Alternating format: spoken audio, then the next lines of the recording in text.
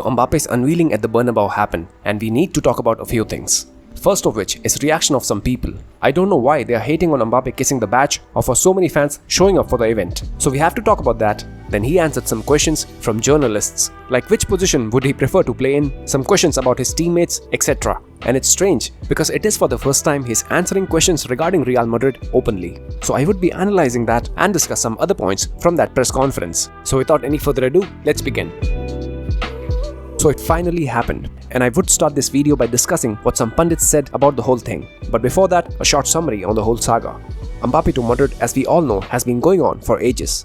Madrid have tried to sign him multiple times across many windows, and Mbappe has flirted with the idea of playing for Madrid many times. The highest that Madrid offered for Kylian Mbappe is said to be more than 220 million in 2022 transfer window, to which they received no response from PSG. And from Mbappe's part, he also in a way pushed for the move, especially in the same transfer window. Now some say he was forced and some say he got a lucrative offer, but in the end he signed a renewal with PSG. So there has been some love lost between the two parties. And even some Madrid fans showed their frustration openly when he signed the renewal. But now that the move has finally happened, it seems that it's all in the past, and everyone seems to be excited for the new chapter. Now Madrid, and especially Perez, have taken many efforts to sign him since 2017. So the officials from Real Madrid and their fans have been waiting for his arrival for a long time. But I must also mention that Mbappe was the highest paid player in the world at PSG, earning somewhere around 70 million through his salaries. And he also had an option of renewing his contract for another year. But he left that plus some bonus amount, which is said to be around 80 million mark to play for Real Madrid. And that too on a salary which would be much lesser than what he was getting at PSG. So although it took some time, but we cannot deny the fact that Mbappe on his part has also sacrificed to play for Real Madrid. And now that you have a brief idea about the past, let's see what the pundits have to say about his presentation at the Bernabeau. I tell you what though, you can't have a lot going on in your life really if you fill a stadium out to go and see a player signing. Oh, they've been waiting for this, Craig, haven't they? I mean, come on. What's all that about? Filling the stadium out to go and watch a player wave to the fans. I don't get that. I know. Sorry, I don't know. Well, I wouldn't bother me backside going. Let's see what he does on the field.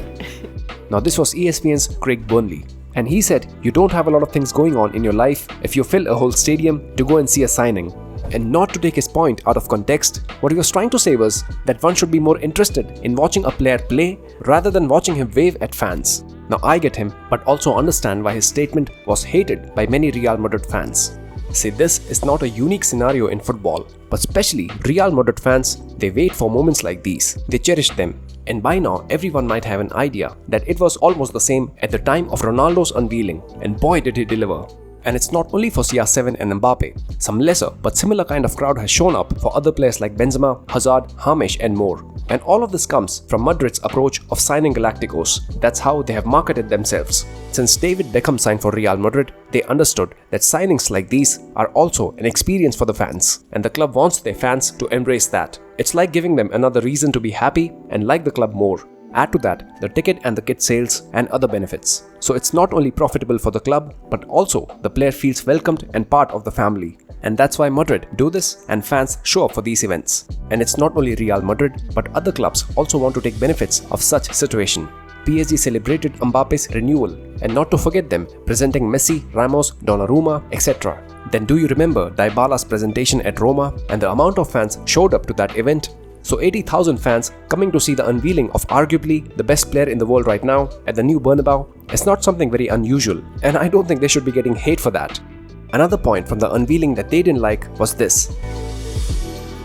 Now him kissing the Real Madrid badge was taken as something very cheesy, like he's trying to please the fans. Now Mbappe, in this presentation and many times before that, have said that Madrid is his favorite club and it's a dream for him to play in the Spanish capital.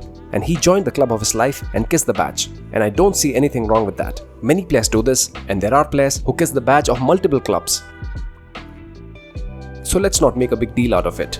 Sometimes I feel that pundits have been talking about Mbappe to Madrid for so long in a negative manner that it will take some time for them to talk about the positives. And maybe Mbappe changes that with his performance on the pitch. And talking about performance, Mbappe after his presentation answered the questions from the journalists, and I won't get into all of them, but most important one, which everyone was talking about, was this. He was asked which position he sees himself playing at Real Madrid, and his response was, "I can play in all three positions up top, and I will play wherever the boss wants me to play. The most important thing is to be physically and mentally well to help the team. Where would I play is a small detail, which is for the journalists to talk about, but for me it's not a concern." He also said that, "I met the manager this morning, but we didn't discuss this topic because it's not important. What matters for me now is to play and show that I can help Real Madrid." Now keep this statement in mind. I also want you to listen to another statement from his speech to the fans earlier. So he said, "Apart from playing for this club, I have another dream, which is to be up for the task for the club of my life, and I'll give my life for this club and the badge." Now, as a Madrid fan, I loved hearing what he said. I, as a regular consumer of content related to football, I'm used to hearing rants about how Mbappe is a diva. He doesn't like playing as a 9, and that can destroy the harmony at Real Madrid. Now, football analysts have always pointed to the fact that Mbappe was given more power than he was supposed to which I agree, but they also said that it would be hard for him to be a team player. Now, I feel that this negative narrative about Mbappe is because of how he was mismanaged at PSG. Their president Al Khalifi, to keep him, did many things which was unnecessary, and because of that, Mbappe looked like a person with tantrums. His image became of a person who, in order to be happy, demands a lot from the club. And Mbappe is kind of a selfish player. I get that, and I have no problem with it.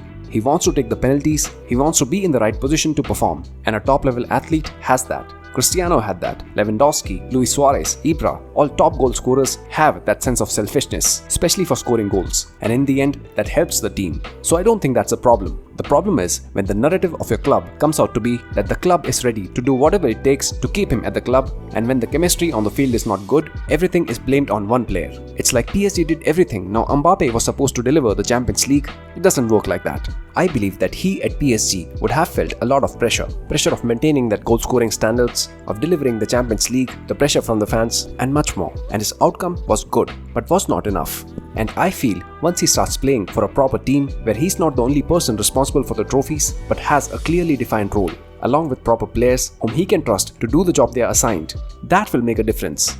Now, there will be pressure at Madrid as well. In fact, there will be much more pressure. The fans will demand from Mbappe, but he will have Vinicius, Bellingham, Modric, Rodrygo, a team of more than decent players to support him, and most importantly, Ancelotti, someone who creates a system that's based on the player's abilities, and I strongly feel that he'd be able to get the best out of Mbappe. So him saying that "I just want to be on the field and the rest is up to the manager" means he is open to accepting the role he will get and trusts the manager. And I really don't want to criticize Hazard because I think he was unlucky with his injuries, but with Hazard, it felt that to join Real Madrid was his dream, which was fulfilled after his signing. So that fire was missing. Again, if it were not for injuries, it would have been a different story, but when Mbappe said, "My dream is to be up for the task for the club of my life," that was a good feeling, man. And I understand that there are numerous things that can go wrong, but he said the right things. He made me eager to watch him play for Real Madrid, and I have a feeling that we will see a different side of Mbappe now that he's not playing for that toxic club anymore. Lastly, I want to point out that he spoke very fluent Spanish, something that Madrid fans appreciate very much. And I remember Julian Leron saying this, that he took Spanish as a language, and he learned it for the day when he'd be unveiled as a Real Madrid player. Now, he didn't have to do that. He didn't have to learn Spanish, or even if he did, it was not necessary to answer all the questions in Spanish. Players join new clubs, they learn the language, and then they respond in the local tongue. And he could have also taken his time, but Mbappe took that extra effort, and it shows first of all his conviction of believing in himself that one day he will play for Real Madrid, and secondly, doing something which is obviously hard and not necessary just to be at his best for this day means that he is committed to Real Madrid, and he wants to write his story in the walls of Great White Castle, and I for one cannot wait to see what he can do. So with that, we end this video. But on Mbappe's topic, I also wanted to address a few more points from today and about his dip in form in the end of the season and in the Euros, and what were the probable reasons for that.